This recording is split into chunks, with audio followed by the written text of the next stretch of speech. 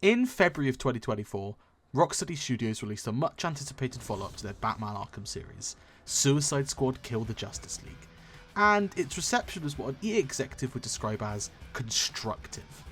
That's a euphemism for not as positive. I am one of the 12 people who couldn't wait to see how awful the game actually was, but almost instantly after the credits rolled on the game, like many people, I had decided to go back and play every single entry in the series to see how well each one holds up today. Join me over the course of 6 videos as I explore the Arkham series, the ups, the downs, the pros, the cons, and ask if these games are as good as everyone collectively remembers, or if they've aged as badly as Rocksteady's quality control. You played yourselves. Welcome to Task Force X.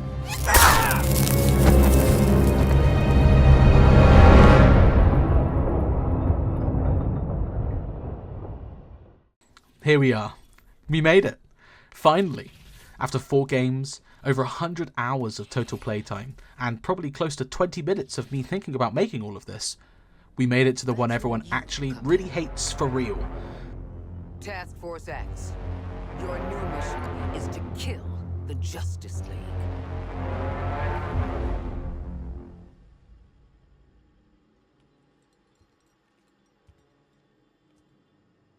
We've got no chance. It's been a good time. Remember when I got angry about Arkham Origins, and when I called Batman and Joker gay? Good times, man, good times. Well, enough of the good times. We're in the bad times now. Metropolis. Oh wait, no, hold on. How more like, move over, Batman. Give the bad guys a chance to spotlight. Or instead, it feels super to be a villain. Hire me, Warner. I've got a ton more lined up. Anyway, I think most of us knew the second we saw the announcement that Suicide Squad was probably going to be a hot mess. Those of you that didn't probably realised it around the gameplay reveal, and the ones that were left probably figured it out around about the 3rd delay. Yet despite all that, people were still mad when it released and it was a hot steaming pile of shark poop. I don't think the concept of a Suicide Squad game is especially a bad one. I don't think it's what I'd want from a DC game, but it isn't an awful idea. 4-player co-op Suicide Squad game is also pretty much what I'd expect as well. I would expect a larger roster of characters than just the ones from the game. Don't get me wrong, the squad used in the game makes sense from a DC and Rocksteady perspective. They're all well-known Suicide Squad characters as well as DC characters, and they fit some nice archetypes for both personality and combat, but, like, they're boring. I've played a lot of the game. I mean, too much, really. And after a point, the characters themselves are just dull. There isn't anything different about these versions of the characters from the ones that I've seen before. Mix that in with some quite frankly insulting bullet sponge combat that would make an MMO boss blush. It just makes the entire thing feel like a massive waste of time. I gotta talk about the League first because, the League is characterised in 2 ways. The first is their non-infected way, which I've dubbed the Robot Chicken League. And the second is in their infected way, which I call the Boys League. Robot Chicken League is cartoonishly over the top, to the point where they literally all get captured by Brainiac in literally 2 seconds in an Is that piss, dude? Did you just squirt piss in my mouth? moment, because it's all so stupid only a comedy writer would have written it as a joke for TV. The Boys League is the edgy, superheroes are police and police are bad, and also powers are bad, and also we're bad, everyone's bad, your heroes suck side of the game. That is so stupid, I can only imagine it was written by somebody who was told a quick synopsis of the first few episodes of The Boys.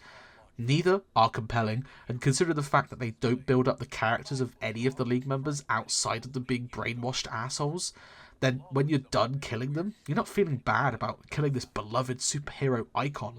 You're also not feeling good for killing a bad guy. So, what's the point of either?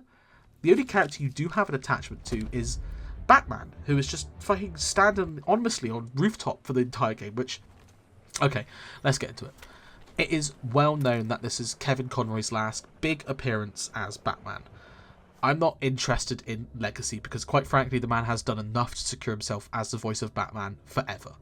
I'm more interested in how you have this evil, brainwashed version of Batman and only have one mission where he stalks and fights you with his Arkham moveset.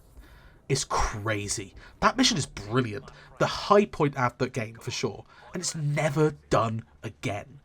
We get Batman talking ominously through some brilliantly acted lines from Kevin, but we never once get a proper mission fighting Batman. Or open world events where you have to run from him, or any of the heroes actually, because the open world is fucking dead. It's not a fair comparison to City or Night or hell even Asylum, because Suicide Squad's open world is just barren with nothing to fucking do. And there is so much you could do with an evil Batman hunting you in the open world, because you have 3 whole games of people's behaviours as Batman to base it off of.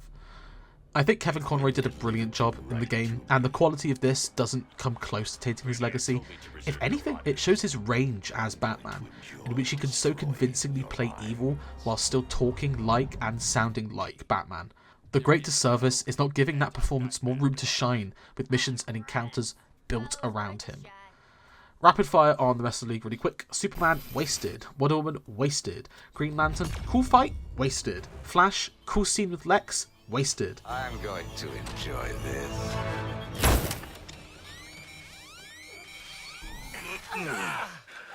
I hate the RPG system they put in for weapons.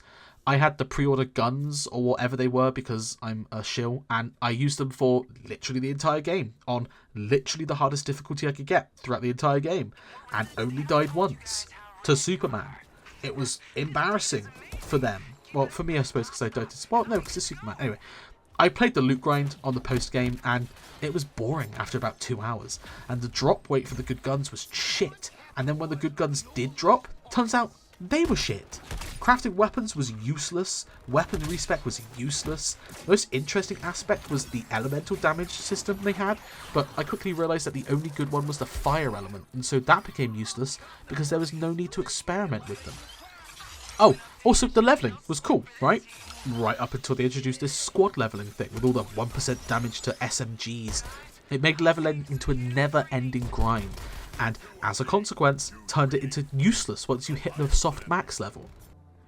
I should probably talk about the story, but it sucks. I mean, it's not the worst thing I've ever played, and there are some nice End of the World and Death of Hope stuff going in the far background, but the game itself is much more interesting in making the worst Guardians of the Galaxy ripoff ever.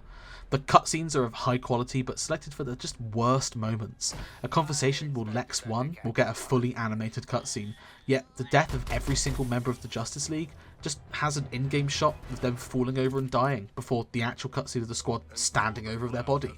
I could defend this game if we had some cool murder cutscenes of the squad decimating the League, but all we get is some weak-ass moment of silence before Brainiac decides that they've stayed in the moment for 2 seconds too long and sends his big tentacle arm to hover threateningly. If you want the good story moments, go on YouTube and watch Wonder Woman fighting Superman, Flash versus Lex Luthor, Green Lantern, King Shark, and don't worry about the rest. Now, let's get to the $200 million issue in the room, the live service. You see, when you defeat Brainiac, you're told that he's not the only Brainiac, and that there are... You've defeated all 13 Brainiacs? Yes. You mean 12?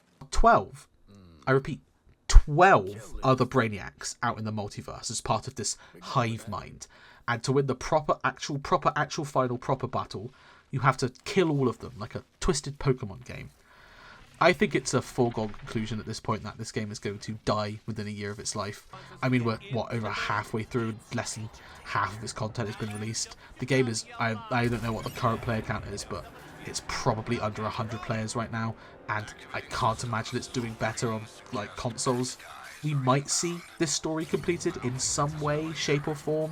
Might be in the game, more likely in a limited comic book run, but as a live service commercial work, it's pretty spectacularly failed. I uninstalled the game right after the Joker came out, and it revealed to be a massive time sink to be able to get it, and it seems a lot of people did the same, considering the fact that nobody even realised episode 2 dropped just a few weeks ago. It doesn't help that Brainiac as a villain just isn't very compelling. The most recent DC game I remember playing, Injustice 2, had Brainiac as a main villain, and it worked incredibly well, despite the fact that the final battle wasn't even centered around Brainiac. I think, if anything, Suicide Squad Kill the Justice League shows us that, as a main villain, Brainiac isn't really all that compelling without some secondary or secret primary antagonist. Even the old animated shows that the Arkham games are based off of were aware of this.